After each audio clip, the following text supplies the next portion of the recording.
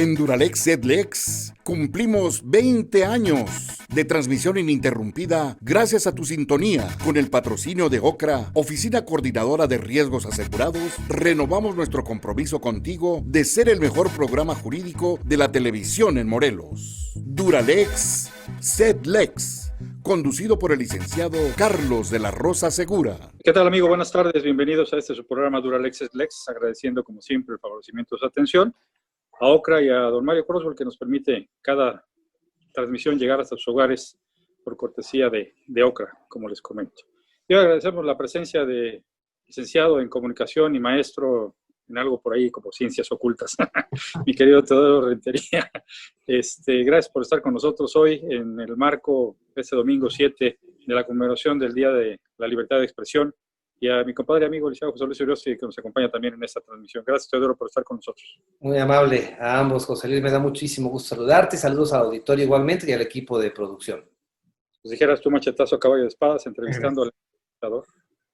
Encantado de la vida. Y además en este marco, ustedes saben la labor que hacemos al frente de la Asociación de Periodistas y Comunicadores del Estado de Morelos.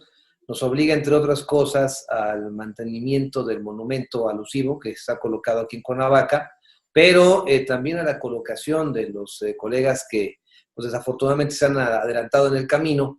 Y este año, que a pesar de que se nos atravesó la pandemia, tenemos una sorpresa que seguramente ustedes van a tener la primicia y la vamos a dar a conocer.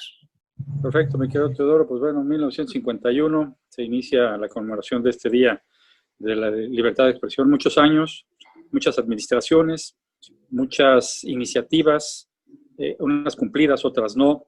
Pero hoy por hoy vemos desafortunadamente en esta administración que lejos de avanzar en esta libertad de expresión, en este respeto a la libertad de expresión de las ideas, pues vamos marcha atrás como los cangrejos. No ha sido posible el permear ante esta administración ese criterio que existe plasmado en nuestra Constitución de una libertad de expresión. De que como periodistas lo han pugnado y lo has comentado, han pagado con sangre, han pagado con vidas el derecho a la defensa de esta libertad de expresión, y que desafortunadamente pues, la administración da al traste con ello, no respeta, no tiene un parámetro en el cual poder decir que se respeta esta libertad de expresión, sino al contrario, critica, ataca, no permite pues que de una u otra manera el pueblo se manifieste, sino es a través de lo que la administración quiere que se le diga y no lo que se debe de decir. Abordaste muchos temas, Carlos. Quisiera yo referirme en primera instancia en el orden de que lo hiciste a la fecha de la ceremonia. Sí, en efecto, el 7 de junio se toma como emblemático para conmemorar o festejar la libertad de expresión en este país, pero esa era una reunión en donde los empresarios de los medios de comunicación se acercaban a una comida anual con el presidente de la República. Correcto. Y la verdad de las cosas, y seguramente ustedes lo recordarán, nos tocó vivir esa etapa, a lo mejor no estábamos muy activos, pero nos tocó vivirla. En aquel entonces el papel periódico era una exclusividad del gobierno del Estado. Es decir, nadie podía importar, inclusive la empresa se llamaba así, productora e importadora de papel periódico Sociedad Anónima. Entonces, esa reunión anual con el presidente de la República de quienes necesitaban el papel periódico, pues no era otra cosa más que reunirse y para hacer loas al presidente en turno. Entonces, pasaron los años y el gremio periodístico, que a veces ni siquiera se le permitía entrar a la comida de la libertad de expresión para la tarea de la cobertura informativa, pues empezaron a buscar fechas diferentes, alternativas que nos pudieran dar a nosotros ese factor de unidad, que no es otra cosa que eso, la libertad de expresión, el derecho a la información, pero basado en el trabajo diario. Nosotros nos arriesgamos, nosotros somos los más vulnerables, muchas veces ni siquiera con un contrato de trabajo o seguridad social, y hoy día inclusive con la circunstancia de que tenemos que pagar para trabajar. Entonces, en algún momento Naciones Unidas seleccionó el 3 de mayo como el Día Mundial de la Libertad de Expresión. Nosotros, ¿sí? 3 de mayo. El 3 de mayo como Día Mundial de la Libertad de Expresión. Y nosotros como agrupaciones gremiales, me refiero a la Federación de Asociaciones de Periodistas Mexicanos y al Colegio Nacional de Licenciados en Periodismo, acogimos esta fecha. Sin embargo, aquí en Morelos, debo decirlo claramente, el profesor Pablo Rubén Villalobos Hernández logró arrebatarle la fiesta al gobernador en turno y que fueran los periodistas los organizadores de este emblemático día del 7 de junio, y de ahí que lo conservemos en el estado de Morelos. Igualmente en el monumento se coloquen ese día los nombres de los periodistas fallecidos en esa temporalidad. 7 de junio del año pasado al 6 de junio del año que está corriendo. Perfecto. José Luis. Sí, mira, me parece muy importante. Salud. No, qué bueno que estás allá, hermanito. Porque se trata de referencias muy importantes. La libertad de expresión fue impulsada desde el periodo del gobierno de Benito Juárez. Hace, 100 años antes aproximadamente de que se constituyera la fecha oficial de 1951. Y se incluyó dentro de la Constitución Federal. Y se ha venido refrendando esta disposición, ampliando los conceptos, los alcances, los artículos 6 y 7 de la Carta Magna, y luego los derechos humanos, la Carta de los Derechos Humanos, que contempla también la libertad de expresión, que la Suprema Corte también ha emitido criterios para establecer hasta dónde llega la libertad de expresión y hasta dónde llega la libertad y el derecho a la privacidad de las personas que pueden ser cuestionadas públicamente. Así que en tanto haya personas que se dediquen a esta noble profesión de informar, de generar opinión, estaremos viviendo un espacio de democracia que, si bien les pone en riesgo, también obliga a muchos a abrir un poco el entendimiento y aprender cosas o comprender cosas de la función pública que normalmente no nos son accesibles. La verdad es que es una delicia el platicar con ustedes, porque ponen contra la pared a cualquiera por los términos jurídicos y el conocimiento de la ley. Debo decirles que nosotros desde el mundo gremial tenemos una agenda legislativa en la cual hemos ido avanzando de manera permanente, siempre en la búsqueda de la defensa de la libertad de expresión, pero también del derecho a la información. En su momento nos opusimos a las leyes de transparencia de la información. Nosotros argumentamos que estas leyes lo único que vinieron a hacer fue a legalizar la censura. Es decir, la autoridad que está obligada a darte la información es la misma que quedó facultada para poder ordenar su reserva o su resguardo. Y te meten en toda una circunstancia de control gubernamental para poder acceder a ella. Es decir, y además dicen, un alcalde, por ejemplo, puede resguardarla hasta por 3 años con 2 prórrogas de 3. Un gobernador o un presidente de la República puede resguardar hasta por 6 con 2 prórrogas de 6. O sea, cuando accedes a esa información, ¿de qué diablos te va a servir? Sin embargo, bueno, hay métodos y hay alternativas que han ido avanzando, pero se legalizó la censura en este país. Secreto profesional del periodista. Debo decirles que en Morelos fue el primer estado que logró este asunto a nivel constitucional. Después lo logramos en Chihuahua y lo logramos en Chiapas. Lo logramos en la nueva Constitución de la Ciudad de México.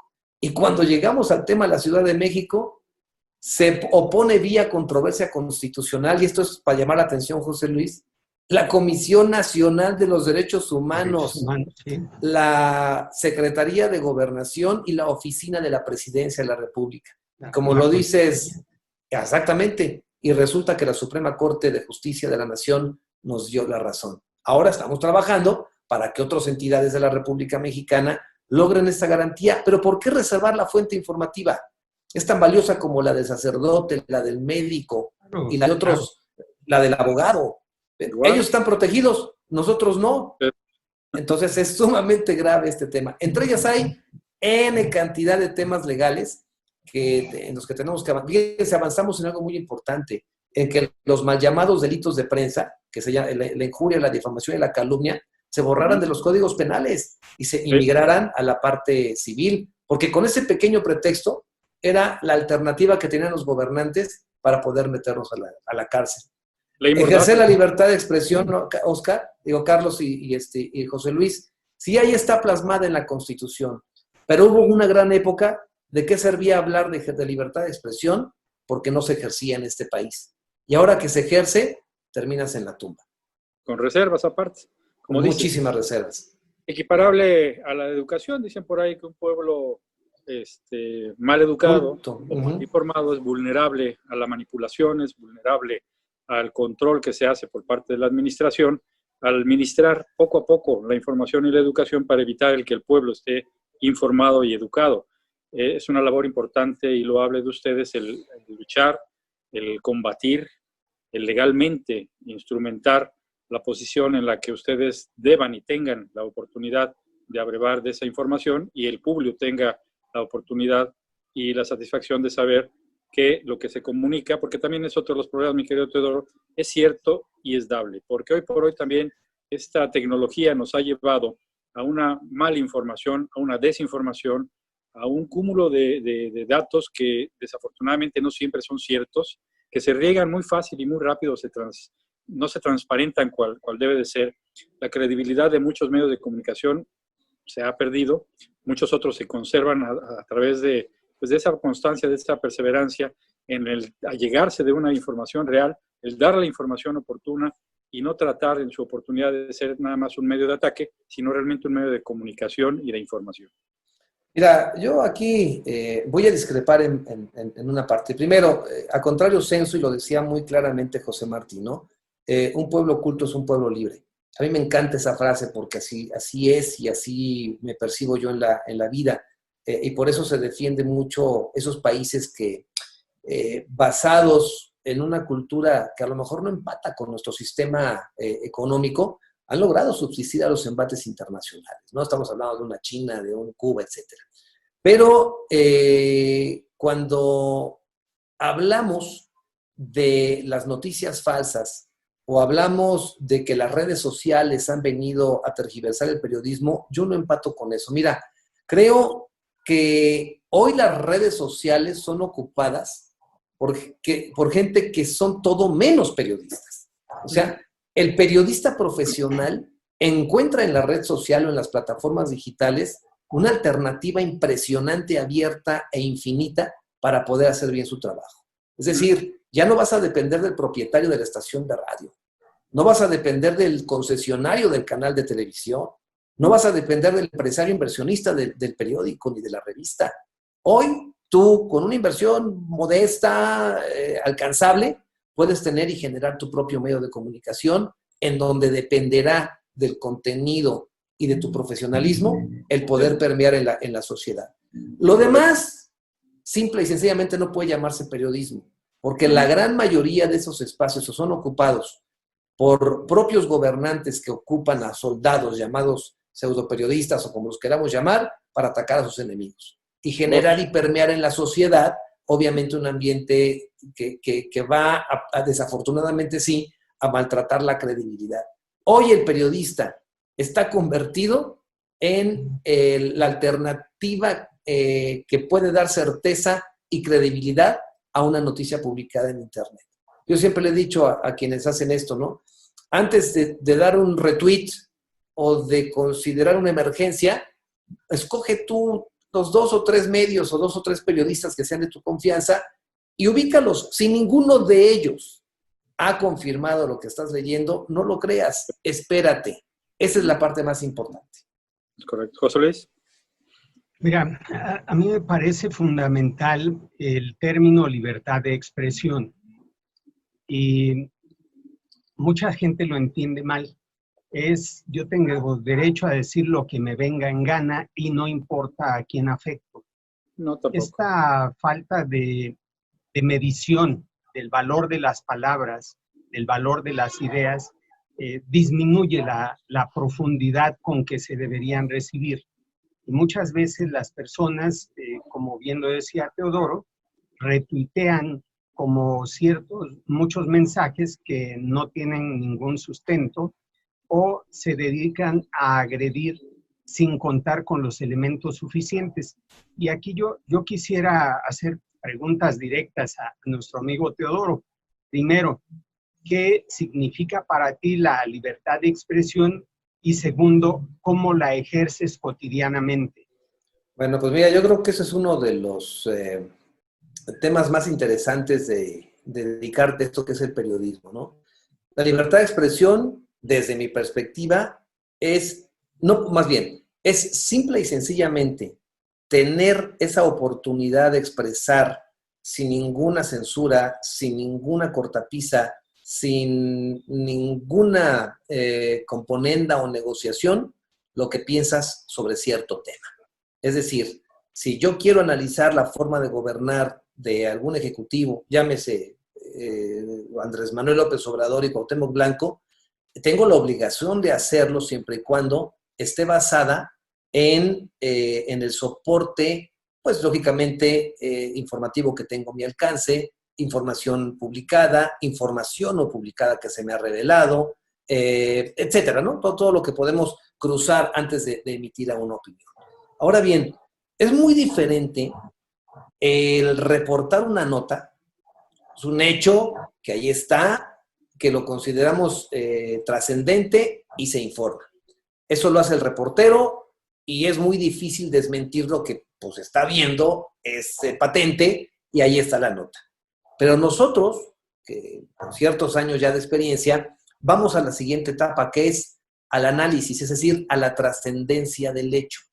Que esa es la verdadera noticia. O sea, las consecuencias del hecho mismo, las consecuencias de que un gobernador emita o no emita un decreto, las consecuencias de que el gobernador amplíe o no amplíe un confinamiento. O sea, la nota es decir, 15 días más hasta junio.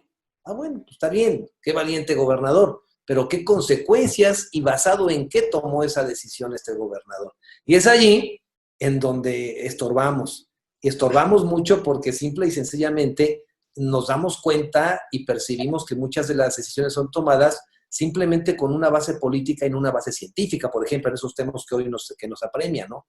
O ver lo que pasa al interior del Poder Judicial. Bueno, pues estudiamos y comprendemos el derecho y sabemos que el que se mantenga en un sube y baja la estabilidad de un presidente magistrado, que sí lo es o que si no lo es, bueno, la trascendencia hacia la sociedad es gravísima y la imagen del Estado también lo es. Yo no sé quién tenga la razón, pero la trascendencia de lo que estamos viviendo allí es sumamente grave. Entonces, ¿cómo ejercerla diariamente? Creo yo, José Luis, es documentándose. Si tú sales y prendes un micrófono y generas una opinión sin estar soportada en estudio permanente, en el seguimiento informativo, pues podrás ser todo menos un periodista. Sí, ahí es donde entra la desinformación. Perdón, Correcto. José Luis. No, está bien, mira, yo creo que en este caso los tres, Carlos, tú sobre todo Teodoro, que te has dedicado profesionalmente a esto, y en mi caso que hemos hecho pues más que nada artículos que se han publicado en diarios, en revistas o hemos participado en comentarios a través de televisión o radio, sabemos de la responsabilidad en que se puede incurrir cuando dices cosas falsas o mal analizadas, porque generas una corriente de opinión hacia tu persona que se puede perder en cualquier momento cuando emites opiniones a la ligera o que estás incendiando pues un pueblo para tratar de ser notorio. Así que sí es vital esa objetividad, la investigación, el análisis exhaustivo para poder emitir una opinión en un comentario de un minuto, en una cuartilla. No es fácil. Mira, les voy a poner un ejemplo que me van a entender perfectamente, porque es un tema de ética profesional, de deontología jurídica, ¿no? Un periodista que basa un comentario o genera una noticia falsa es el símil de un abogado que presenta un testigo armado, un testigo que solamente va a ir a mentir. Es exactamente lo mismo. O al contrario, ¿no? Cuando te demandan, ¿qué te pregunta tu abogado? ¿Qué de esto te pueden comprobar? Porque aquí yo veo una serie de mentiras. Ahora, tampoco me mientas a mí como tu defensor. ¿Qué sí, qué sí hiciste y qué te pueden comprobar? Entonces, es lo mismo, ¿eh? O sea, un abogado que presenta un testigo, ¿cómo le llaman ustedes? Fabricado. Fabricado, pues es lo mismo que generar una fake news en la opinión pública. Es exactamente lo mismo. ¿Quién va a saber que es un testigo fabricado? Pues nomás el abogado que lo va a poner y el personaje. ¿Quién va a saber que es una noticia falsa? Pues el que la está emitiendo. ¿Cómo podemos desvirtuarla? Bueno, pues para eso está la contraparte, y en este caso obviamente también está la otra figura que estás atacando, en donde podrá con mucha facilidad dar la cara pidiendo pruebas, ¿no? Pidiendo que se demuestre el dicho que tú estás diciendo. Es exactamente lo mismo. Claro. Sí, es fundamental, principalmente, como dices tú, el estar informado, porque dices, es fácil tomar un micrófono y empezar a expresar ideas, expresar opiniones, pero finalmente que éstas tengan un fundamento y una base es lo primordial para el periodismo. Años de trabajo te ha costado a ti, a tu señor padre, a muchos de tus compañeros ganar un prestigio, y que se puede perder de la noche a la mañana con una fake news o con una falta de investigación puntual de lo que estás emitiendo como una opinión personal, como periodista, no como reportero, y que al final de cuentas va a trascender en la sociedad y puede generar, como dice José Luis, incendiar hasta un pueblo, ¿no? Hoy Sí. vemos desafortunadamente la administración, las mañaneras, donde acuden una serie de personajes grotescos inclusive, que se dicen ser periodistas, que lo único que hacen es, dijeran por ahí ustedes en el argot, perseguir el chayote y darle la enhorabuena al presidente de todo lo que dice, de todo lo que expresa, y hacer o pretender hacer creer que lo que dice el señor es cierto y que lo que al final de cuentas permee como información es lo que la mañanera se dice y lo demás no vale. Eso es de lo que desafortunadamente ustedes tienen que combatir día a día, y que en la opinión personal, cada uno de ustedes, y lo vemos en las redes sociales, pues tratan de equilibrar esa desinformación y ese chayote que llevan las personas que malamente se dicen periodistas como información a la gente. Mira, ay, es que es tan delicado. A ver, vamos a entendernos. Cuando estaba en la temporalidad, los últimos sexenios, ¿no? Desde Calderón, desde Fox, Calderón, Peña Nieto, había un grupo de periodistas, conductores muy famosos, que generaban un ataque frontal muy valiente al poder político federal. Muy valiente, la verdad esto hay que reconocerlo con investigación de alto nivel. Pero traían como bandera el impulso de un personaje de oposición cuyo dicho, cuyas palabras, cuyas acusaciones y aseveraciones pegaban en donde tenían que pegar. Y ese personaje era Andrés Manuel López Obrador. Bueno, a lo largo de los años se convirtió en bandera, pero lo que nunca pensaron los compañeros es que ese personaje iba a alcanzar la presidencia de la República. Ahora, ¿cómo callar? ¿Cómo no ejercer lo que demostraste durante tantos años solamente porque llega una persona que tú consideras, pues, empatas con su ideología, con su lucha política, con su batallar, etcétera? Pero caray, es patente que los errores ahí están, hay que señalarlos abiertamente. Pero bueno, pues y hay que decir los nombres, ¿no? O sea, ¿dónde quedó aquella Carmen Aristegui que conocíamos, no? ¿Dónde quedaron tantos y tantos compañeros que eran de la batalla, como Federico Arreola, etcétera? Que caray, era una delicia el poder leerlos porque sabías que traías un equilibrio en contra del poder. Pero bueno, eso se acabó. Ahora bien, surgen los otros, ¿no? Los que siempre fueron advenedizos al sistema, que hoy se encuentran lastimados en la cartera, los medios de comunicación que están quebrando, etcétera, y surgen como los grandes críticos de este país y de la figura presidencial. Entonces, hay un amigo que dice que solamente están los que cobran, dice, los que cobran pasen de este lado, y los que van a cobrar después pasen de este lado. El famoso chayote, ¿no? Pero mira, yo considero que la sociedad es el mejor termómetro. Tu seguidor, tu lector, tu oyente, tu videoseguidor, es la persona que va a determinar si tú mantienes la cordura, mantienes tu línea, etcétera, ¿no? Digo, yo recuerdo, he tenido problemas con todos los gobernadores desde que llegué a vivir al estado de Morelos, desde Sergio Estrada, Marco Adame, Graco Ramírez y Cuauhtémoc Blanco Bravo. Pero han sido problemas basados en el debate y en la visión de las cosas. Hoy día, ni siquiera se permite el debate.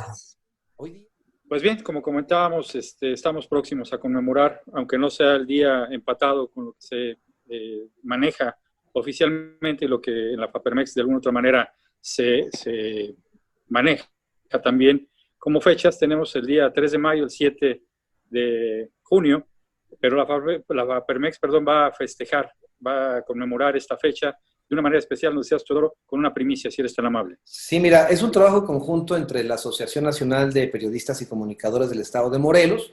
Ella forma parte de la Federación de Asociaciones de Periodistas Mexicanos y del Colegio Nacional de Licenciados en Periodismo.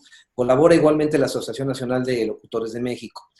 En este año, además de develar los nombres de los 11 compañeros que fallecieron en este periodo, aquí en el estado de Morelos, se van a colocar 3 placas.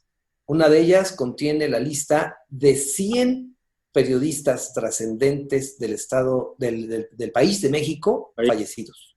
La lista de 100 locutores trascendentes de México, fallecidos, y la lista de 30 y tantos, 39 empresarios de los medios de comunicación que han fallecido y que le aportaron a nuestro país. Esto convierte, si ya de por sí es un monumento singular al contener los nombres de todos los periodistas que han trabajado en este estado, que han fallecido desde su fundación. El año de fundación lo permite esta investigación histórica.